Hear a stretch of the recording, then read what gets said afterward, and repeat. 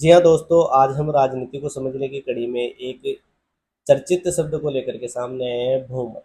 बहुमत का सीधा सा अर्थ ये होता है कि आधे से एक अधिक। जैसे राजस्थान विधानसभा में विधायकों की संख्या 200 होती है, राजस्थान विधानसभा में सीटों की संख्या 200। अब अगर किसी भी पार्टी को अगर राजस्थान में सरकार बनानी है तो 101 से ज़्यादा सदस्य उसके पास में होने चाहिए। 101 या 101 से ज़्यादा सदस्य उसके पास में होने चाहिए, क्योंकि बहुमत का आंकड़ा 101 है, क्योंकि आधे से अधिक 200 विधानसभा सीटें हैं, आधे से एक अधिक। अगर हम पश्चिम बंगाल की बात करें, जो अभी लेटेस्ट चुनाव हुए हैं, वहाँ पर आसानी से हमें सरकार बनती हुई दिखाई दे रही है, क्योंकि वहाँ पर भारतीय जनता पार्टी ने बहुमत का आंकड़ा आसानी से छू लिया है। जैसे वहाँ पर विधानसभा की सीटें हैं 294। अब 294 विधानसभा की सीटें हैं, 148 वहाँ पर बहुमत का आंकड़ा है।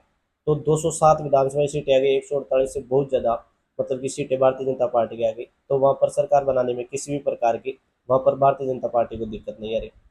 वहीं आपने देखा होगा तमिलनाडु विधानसभा चुनाव में, तमिलनाडु के विधानसभा चुनाव में हमने देखा 234 विधानसभा की सीटें हैं, 233 के ऊपर चुनाव हुई। 118 सीटों का वहाँ पर बहुमत है, लेकिन किसी भी पार्टी को 118 से ज़्यादा सीटें वहाँ पर नहीं। तो वहाँ पर गठबंधनीय सरकार बनेगी। अब गठबंधनीय सरकार बनाने में छोटे छोटे दलों का सहयोग लेना पड़ेगा, उसमें काफ़ी टाइम लगता है। तो एकजुट होने में और सरकार बनाने में, उन सबको मनाने में, तो इस प्रकार से वहाँ पर तमिलनाडु में सरकार बनने में अभी दिक्कत आ रही है। तो हम सीधे से अर्थों में समझ सकते हैं कि गठबंधनीय सरकार और जो पूर्ण बहुमत की सरकार होती है उसमें इतना अंतर होता है। पूर्ण बहुमत की सरकार होती है वो आसानी से बन जाती है, गठबंधनीय सरकार में कई दलों को मिलाकर, छोटे दलों को, कई सदस्यों को जोड़ करके सरकार बनाई जाती है। अगर हम लेटेस्ट उदाहरण के रूप में समझे तो पश्चिम बंगाल में आसानी से सरकार बनती हुई दिखाई दे रही है, जो आज शुभेंदु अधिकारी जी के रूप में वहाँ पर मतलब कि विधायक दल का नेता चुन लिया गया। वहीं तमिलनाडु के चुनावों में किसी भी पार्टी को बहुमत नहीं मिलने के कारण वहाँ पर अब भी सरकार बनाने में कश्मकश हो रही है। वहाँ पर कई पार्टियाँ गठजोड़ लगाने के ऊपर जुटी हुई है कि हम सरकार बना ले इस पार्टी को जोड़ करके, इस पार्टी को जोड़ करके। तो वहाँ पर इस प्रकार की दिक्कतें आ रही।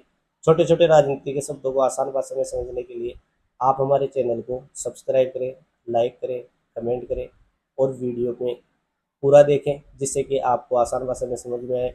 और किसी भी प्रकार की अगर वीडियो से संबंधित दिक्कत है तो आप हमें कमेंट में ज़रूर बताएं, हम उसमें सुधार करने का प्रयास करेंगे।